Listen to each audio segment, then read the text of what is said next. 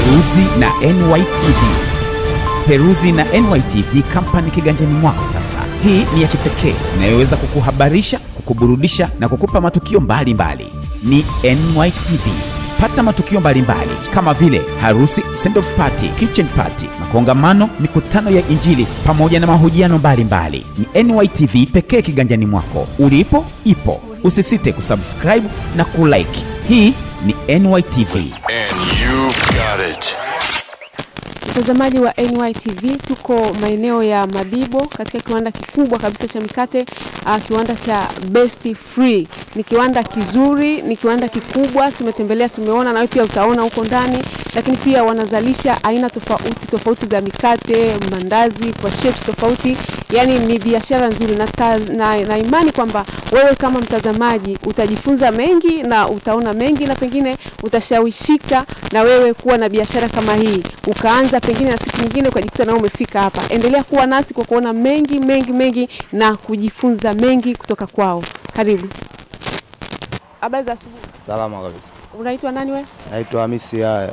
Hamisi Haya, hongera kwa biashara. Biashara kidogo Mungu anasaidia, biashara nzuri. Biashara nzuri. Una muda gani pengine tangu umeanza kununua bidhaa katika kiwanda hichi?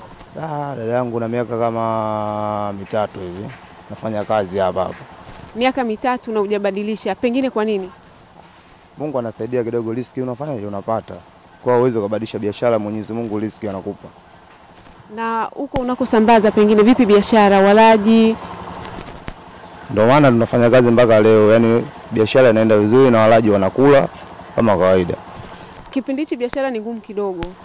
Unasema walaji wanakula, lakini watu wanalalamika pesa hamna. Ukweli hamna kidogo, biashara labda kushuka kulingana na hali halisi. Unaweza kufananisha labda miaka kidogo ya nyuma, umesema miaka 3, tuseme mwaka 1 2 na huu unaopitia sasa hivi iko tofauti? Kweli biashara kidogo mfanyaje? Imepungua kidogo, hali ngumu kweli, lakini watu wanajitahidi kula hivyo hivyo na oda kidogo zimepungua. Sisi wenyewe wabebaji hata madukani waduka wengine yamefungwa. Kwa hiyo kidogo changamoto ipo.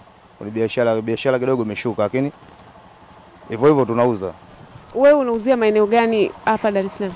Mimi nauzia Manzese, Magomeni na Ubungo. Basi nikushukuru sana na nikutakia biashara njema. Haina shida dada yangu, nashukuru kwa hilo.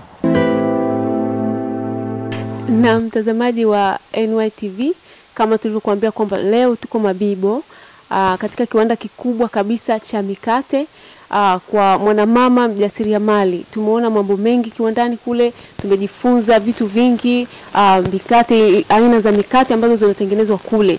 Lakini sasa tunaye mama au mkurugenzi mwenyewe mwenye kiwanda mwenye kuziendesha shughuli hizi. Utajifunza, tafadhali msikilize, atakueleza pengine ameanzaje, ilikuwaje, ni kweli kwamba ni yeye mwenyewe tu, ni kufanya ujasiriamali tu mpaka kufika alipofika sasa. Utapata mengi kutoka kwake, utajifunza ujasiri kutoka kwake, maana kwa kweli ni ujasiri. Basi tumsikilize. Mama, karibu. Asante, habari za leo? Habari za leo nzuri. Tafadhali tuambie majina yako kamili. Mimi naitwa Priche Wilson ya Mlongi, ni mjasiriamali. Nikupongeze sana kwa kazi kubwa sana na uthubutu mkubwa ambao umekuwa nao. Asante sana, nashukuru. Basi mtazamaji anakutazama na ameona mambo mengi, na pengine mtu anaweza asiamini kwamba si wewe tu, au wengine wamekuwa wakiona haiwezekani kulingana na historia za namna za maisha ya watu. Pengine tunaomba umpe mtazamaji historia yako. Ulianziaje? Ulianzia wapi? Ulienda katika hatua gani mpaka leo kufika katika hatua kubwa kama hii? Kama nilivyojitambulisha, mimi ni Priche Wilson ya Mlongi, ni mzaliwa mkoa Kagera, Bukoba, wilaya ya Misenyi. Mimi ni mjasiriamali, sasa hivi najiita mwekezaji kwa sababu tumesema Tanzania ni ya viwanda, na kweli naamini sasa naenda kuwa mwekezaji pia. Si jambo rahisi, si jepesi bila uwezo wa Mwenyezi Mungu. Tumeanza mdogo, unakopa, unalipa, unakopa, unalipa, lakini sasa hivi tumesimama na tumekuwa tayari na kiwanda cha mikate na kiwanda pia cha sabuni. Tutaenda nitawaonyesha pia, kiko hapo jirani. Pia nafanya mambo ya catering sasa hivi. Na pamba, natoa huduma ya vinywaji, natoa huduma ya chakula. Kwa kweli namshukuru Mwenyezi Mungu kwa hatua hii. Tulikofikia ni jambo la kumshukuru Mungu, na tunaambiwa tusikate tamaa. Kila kitu kinawezekana. Pengine mimi nilikuwa naomba kupata ule mwanzo kabisa. Ulianzaje? Yaani ulianza hivi na maoda makubwa hivi, labda una supply, ulianza na mkate mmoja, ulianza na duka moja? Sisi wakati tunaanza tulianza zero kabisa. Unajua zero? Ni kwanza tunatengeneza mikate haina kiwango kwa sababu tulikuwa hatujui sawa. Wateja hatuna, unatengeneza kiloba kimoja kinakaa siku 2 siku 3. Tukaenda tunaongeza wateja kidogo. Kwa kuongeza wateja imetupelekea sasa hivi tunatengeneza viloba mpaka 30-40 kwa siku vya kilo 50. Na kazi yetu sasa hivi tunafanya kazi masaa 24. Kuanzia wanaoingia asubuhi wanatoka kesho yake asubuhi. Mtazamaji, kuanzia kwenye mkate kiloba kimoja na katika hali ya chini kabisa anasema zero mpaka kufika hapa alipo sasa hivi ni hatua kubwa sana. Pengine hatua hii itakuwa imemchukua labda muda wa siku kadhaa, miezi kadhaa na pengine miaka. Labda tuambie kiwanda hichi kilianza mwaka gani? Sasa hivi tuna miaka 6 tangu tumeanza hiki kiwanda. Ni miaka 6 hivi sasa. Na pengine wakati ulianza ulikuwa na wafanyakazi wangapi, na sasa hivi una uwezo wa kuwa na wafanyakazi wangapi kama kiwanda? Wakati tunaanza tulikuwa na wafanyakazi 2 na wateja kama 3-4. Sasa hivi na wafanyakazi 25 na nina wateja zaidi ya 40 kwa sasa. Hongera sana.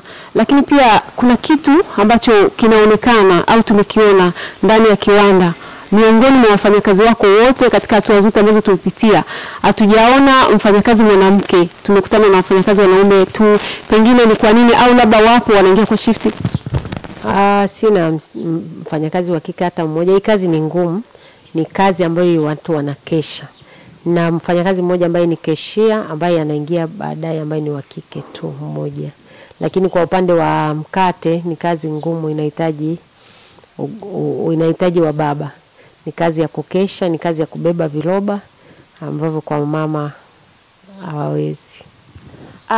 Tukiangalia pia mazingira yako na muonekano wako nyumbani kwako, pengine umeweza kuanzisha kiwanda na vitu vingi ambavyo umesema unavyo, umeanzia katika ile hali ya chini, au labda ni kwa sababu ya mazingira, ulikuwa na mazingira ambayo yalikuwa rafiki kukusaidia, au kweli kwamba ulikuwa ni mtu ambaye uko duni ukaanzia chini, au ulikuwa na mazingira rafiki kwa mujibu wa kwamba labda familia ni watu wenye uwezo? Au mimi kwa ufupi nilianzia chini. Na ninachoshukuru ni taasisi hizi mbalimbali ambazo zipo za mikopo zilituwezesha kukopa na tukasimama.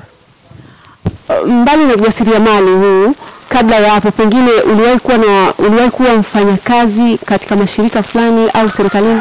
Hapana, sijawahi kuajiliwa. Ni kwamba mimi nimeanzia ujasiriamali nikiwa bado binti.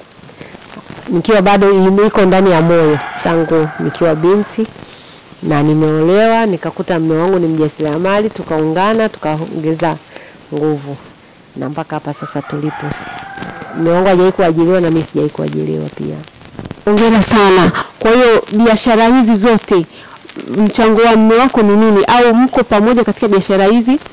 Sisi biashara zetu tunafanya kwa pamoja. Tuko kama nyuki, tunashirikiana kwa pamoja na tunasonga mbele. Tumeangalia kule tukaona kuna gharama kubwa za kuendesha kiwanda.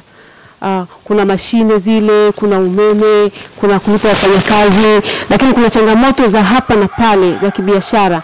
Unakabiliana nazo? Pengine uliwahi kufika wakati mfanyakazi anataka mshahara wake, pengine kwa sababu ni biashara na haijaenda vizuri, pengine akakosa kulipwa, zikatokea hali za kutokuelewana, au uliwahi kukwama mahali kwa sababu ya pengine changamoto, aina fulani za changamoto za kibiashara? Unakabilianaje na mambo hayo? Maana kuna watu pale wanaanzisha biashara, anakutana na changamoto, anashindwa, pengine hajafika hapa ulipofika wewe mbinu yako unayoitumia katika biashara zako kukabiliana na changamoto ni mbinu ya aina gani? Mimi tangu mwanzo kilichotusaidia ni kwamba hatulipi watu mshahara. Tunamlipa per day. Kutegemea amezalisha viroba vingapi na tunamlipa kila siku. Kuepukana na kwamba mwisho wa mwezi unafika huna hela yake, inakuwa ni shida. Kwa hiyo tunachokifanya sisi, mfanyakazi tunamlipa siku hiyo hiyo. Na wao ndio tulivyokubaliana na wao na wakaafiki. Kwa sababu ile ya kuweka hela ya mtu ni ngumu. Changamoto zipo, wakati mwingine hapo nyuma, wakati ulikuwa unapata mkopo, wakati mwingine unakosa rejesho, lakini unapambana, Mungu anajalia, unalipa na unaendelea songa mbele. Labda nikuulize kwamba umesema una kiwanda kama hichi, kiwanda kama hichi ndio sababu iliyozalisha hizo biashara nyingine? Yani kwa ufupi ni kwamba sisi tulianza tunatengeneza juisi hizi za paketi. Hizo juisi za paketi ndo tuseme ndo mama wa mafanikio yote haya. Baada ya hapo kwa mabenki yakatutambua na yakatutafuta kwamba kwa ajili kulingana na mashine tulizokuwa nazo wakakubali kutukopesha. Baada ya bakery ndio tukaanza mradi wa mkate. Baada ya juice ndio tukaanza mradi wa mikate. Na sasa hivi pia tumeanza tena mradi wa sabuni. Tuna kiwanda cha sabuni. Nitaenda niwaonyeshe kiko hapo jirani. Kuna jirani tumewanunua na tumefunga hizo mashine. Pia nafuga na mabanda ya kuku pia. Hapo mtayaona. Eneo lako hili linaonekana ni kubwa. Ulikuwa hapa na baadaye, yani hapa ndo umeanzia maisha au uliwahi kuwa sehemu nyingine pengine ndo ukahamia hapa? Kwa ufupi ili eneo tulinunua kutoka kwa wifi yangu.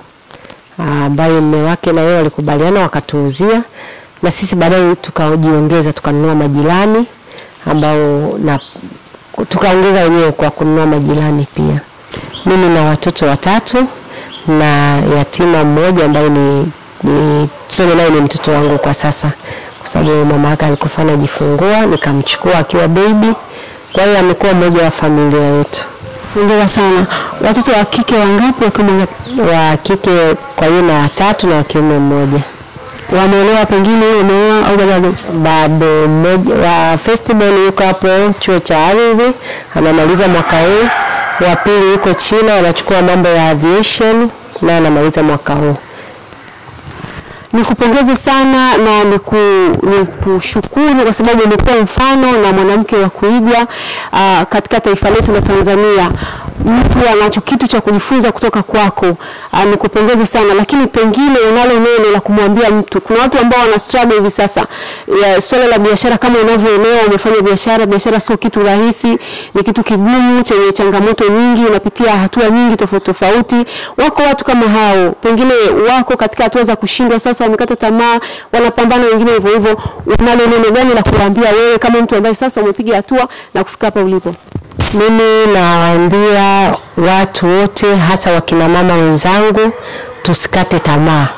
Pambana. Unavyoshindwa tafuta yule aliyefanikiwa akusaidie kwamba alifikaje na alianzaje, itakujenga. Wakati wote usitafute mtu aliyeshindwa, tafuta mtu yule ambaye ameweza. Ambako unaona unashindwa, tafuta ushauri na utaweza. Tunaambia tusikate tamaa.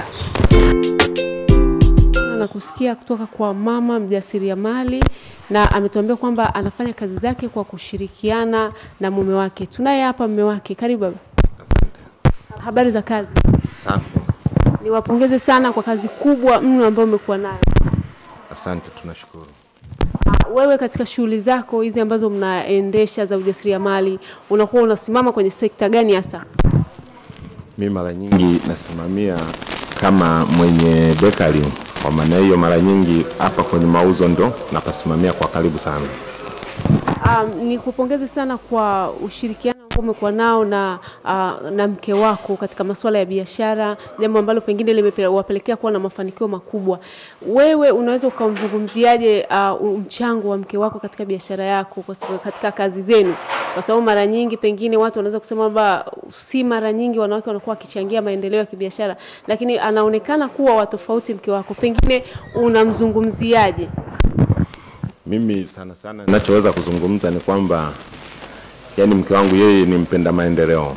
Kwa maana hiyo kama anapenda maendeleo anachapa kazi kwa moyo mmoja na anazingatia kwamba kila kinachofanyika kiwe ni cha faida wala si hasara. Na biashara nyingi kubwa sasa hivi labda na changamoto za kibiashara unazizungumziaje? Changamoto za kibiashara mara nyingi huwezi kuzikwepa. Kwa sababu gani? Hasa changamoto tunazokumbana nazo ni vitu, yani ule mfumuko wa bei kila siku vinapanda vinashuka, yani zinakuwa haviko stable kusema kwamba labda utaweza kupiga hesabu zako kitu ambacho kimesimama kwa wakati, kwamba kwa mfano sukari leo unaweza ukakuta wanauza 110,000, kesho ukakuta laki, ukakuta 120,000. Kwa hiyo kila siku hivi vitu vinabadilika. Hasa ndio changamoto tulionayo. Na kiwandani humu na pamoja na sehemu nyingine zote za kazi na mmekuwa na wafanyakazi tofauti, na sasa hii ni kiwanda, kwa hiyo iko katika level kubwa, sio kama shughuli nyingine ndogo. Pengine wafanyakazi ambao mnawachukua, maana hili ni swala la ujuzi, pengine ni wanatakiwa waje na veti kwamba wamepitia vyuo college, wamefaulu katika hii shughuli especially ya mikate pengine, au mnachukua tu mtu ili mradi ni mtu? Hapana, kwa sababu sasa hivi unakuta vyuo kama VETA vinatoa wahitimu wengi. Kwa maana hiyo wanakuwa nao hawana kazi. Baada ya kuhitimu wanakuwa wameshafuzu mafunzo yao, wanakuja tunawaajiri. Shukuru sana na nikutakie pia kazi njema. Asante, nashukuru. Mimi naitwa Abdul Rajabu. Abdul Rajabu, umefanya kazi hapa labda kwa muda gani?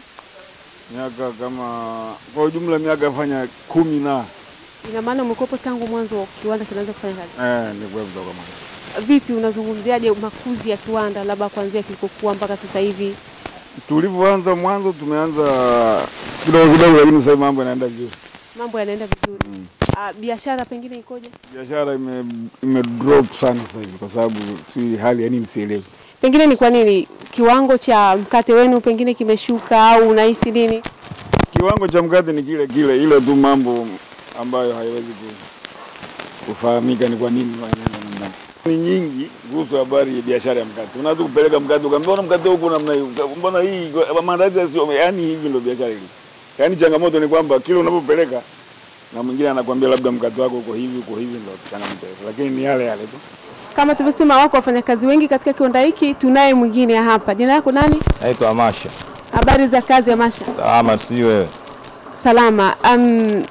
Kazi hii ni hatua labda ya ngapi mkate unapotengenezwa, mtazamaji anapoangalia hivi? Hii ni hatua ya kwanza. Humu unaweka maji na sukari na mafuta. Hii ni mixer ya kuchanganya. Kwa hiyo vitu vyote unaweka kwa wakati mmoja. Alafu ndo unawasha mixer yako inaanza kuzungusha. Na ukishawasha mixer ukazungusha pengine inachukua muda gani? Dakika 30. Kwa mfano hii mashine inatumia umeme, sio? Ndio. Ikatokea pengine umeme ukakatika ndo haijamaliza, kuna hatari yote? Hamna hatari kwa sababu unatoka breaker pale tumeka inajikata yenyewe. Kwa haiwezi kusababisha kuhusu mambo ya short, haiwezi kusababisha. Pengine kinaonekana kiwanda ni kikubwa na hivi unavyoweka inaonekana kama ni size ndogo. Labda inakugharimu kufanya hivyo mara ngapi ili kutimiza idadi ya mikate ambayo inakuwa inazalishwa kwa siku? Tunaangalia kutokana na oda yetu. Kama viroba 10 tunaendelea na viroba 10 hivyo hivyo. Na viroba 10 pengine kulingana na ukubwa wa hii utakuwa unamwaga vitu kwa pamoja au ni kwa? Kwa kila kilo 25. Hii inatumia kilo 25. Kwa kilo 25 mpaka viroba 10 viishi. Umefanya kazi kwa muda gani katika kiwanda hichi? Miaka 5. Miaka 5. Ni muda kidogo kudumu mahali pengine kulingana na changamoto za kazi na mabosi. Wewe kwa nini umeweza kudumu kwa muda wote huo? Ni dumu kwa muda mrefu sababu nilitokea kwenye kazi nyingi kabla sijafika hapa. Lakini nilipofika hapa ninadhani nimedumu sana kwa sababu mabosi wangu tunaelewana, tunafanya kazi vizuri, ndio maana nimedumu kwa muda mrefu.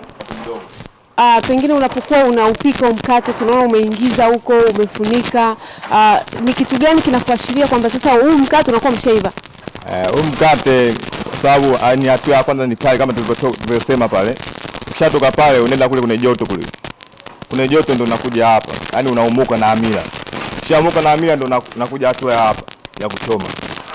Hii ni hatua ya 3 na sio ya pili. Ya 3. Na sasa unapokuwa umeshaingiza kwenye mashine, inachukua unaelewaje? Yaani inachukua muda gani? Pengine kuna dakika unasoma mahali? Kuna dakika hapa zetu. Tunaangalia hapa. Joto linavyopanda na linavyoshuka. Hii inajikata kama pasi. Hatua dakika 25 hapo mkate unakuwa ushachomwa. Ndani ya dakika 25 unakuwa uko tayari. Na si kazi yako pengine kuja kuzima, automatically mashine inajizima. Ni kazi yangu. Mashine hii lazima uzime kwenye switch kule kama ushamaliza kuchoma. Ni lazima uzime. Asante. Isa Kakobe, wewe unachukulia mikate katika kiwanda hiki, labda pengine ni kwa nini si katika kiwanda kingine? Mimi kwanza kabisa nimeamua kuchukua mikate katika kiwanda hiki. Kwanza kabisa ni mteja siku nyingi. Alafu katika kiwanda hiki mikate yake kidogo ina ubora, ambayo nikipeleka madukani watu wanaipenda. Biashara ya mikate umeifanya kwa muda gani hivi sasa? Biashara ya mikate mimi nimeifanya muda mrefu. Yaani katika historia yangu ya nyuma biashara ya mikate nimeanza toka mwaka 95. Toka mwaka 95. Pengine labda ulikuwa ukichukulia wapi mikate kabla ya hapo? Mwaka 95 nilianza biashara ya mikate, nilikuwa nachukua mikate ya Balesa. Tulianza kuuza mikate ya Balesa. Baadaye Balesa alivyokuwa kila kukicha alikuwa anapandisha bei mikate yake. Kila kukicha anapandisha bei na mpaka leo mikate ya Balesa bei juu kuliko mikate ya viwanda vingine. Kwa hiyo ndio maana kisa cha kuacha kuuza mikate ya Balesa nikaamua kuja kuuza mikate hii. Umedumu kwenye biashara hii kwa muda mrefu. Uko umefanya kabla ya kiwanda hichi na baada ya kiwanda hichi. Pengine biashara changamoto ni gani ambazo unakabiliana nazo? Yaani changamoto za biashara ya mikate ziko nyingi sana. Ya kwanza ikiwemo mikate madukani ikiwa inaharibika, wateja wanataka tuwabadilishie. Mtu nampelekea mikate kama ulipeleka juzi miwili imeharibika, anaomba na sikupi hela yako, kwanza nibadilishie mikate ya juzi. Kwa hiyo ndio changamoto ya kwanza katika biashara ya mikate. Wewe ni mnunuaji wa mkate kwenye kiwanda na si mtengenezaji hasa wa mkate. Unahusika vipi na kubadilisha mkate, au pengine wewe unabadilisha tu unapokea kule dukani na kurudisha kiwandani, inakuwa ni shughuli ya kiwanda pengine? Kubadilisha mikate kiwandani madukani inatokana na mimi na yule mteja madukani, makubaliano yetu. Kwa sababu unapoanza kutafuta soko la biashara ya mikate, unapofika dukani unavomuelekeza, unavoongea na yule mteja wako, mnapatana kwamba bwana mimi ndachukua mikate yako ndauza, lakini ukiharibika mkate mmoja inabidi unibadilishie, iwe mmoja miwili haijalishi mingapi, kutokana na maelewano yetu. Sasa kama ukikubali masharti yake inabidi siku zingine wewe unaingia sala, unabadilisha mikate, faida siku uione. Siku nyingine akiuza kama haijaharibika, ukiuza yote hujabadilisha ndio unaiona hela. Hilo la kubadilisha mikate madukani alijamhusisha asilimia kubwa mwenye kiwanda. Sababu mwenye kiwanda anapotengeneza mikate inawezekana akawa anatengeneza ikiwa quality kabisa 100%. Ila matatizo madogo madogo yanatokea barabarani na mtembea. Kwa mfano mikate hapa nabeba, nikiwa napita barabarani naweza kukuta inaloana na jasho, jua kali. Unaelewa? Inaloana na jasho, kwa hiyo unaweza kukuta jua likipiga ukipeleka dukani inaoza haraka kutokana na jua. Ila kipindi cha masika huwa tukiuza mikate haiharibiki sana kutokana na hali ya hewa. Kwa hiyo unaweza kukuta ile tatizo labda mwenye kiwanda alimgusa moja kwa moja. Sana nikutakie biashara njema na mafanikio mema ya kila siku.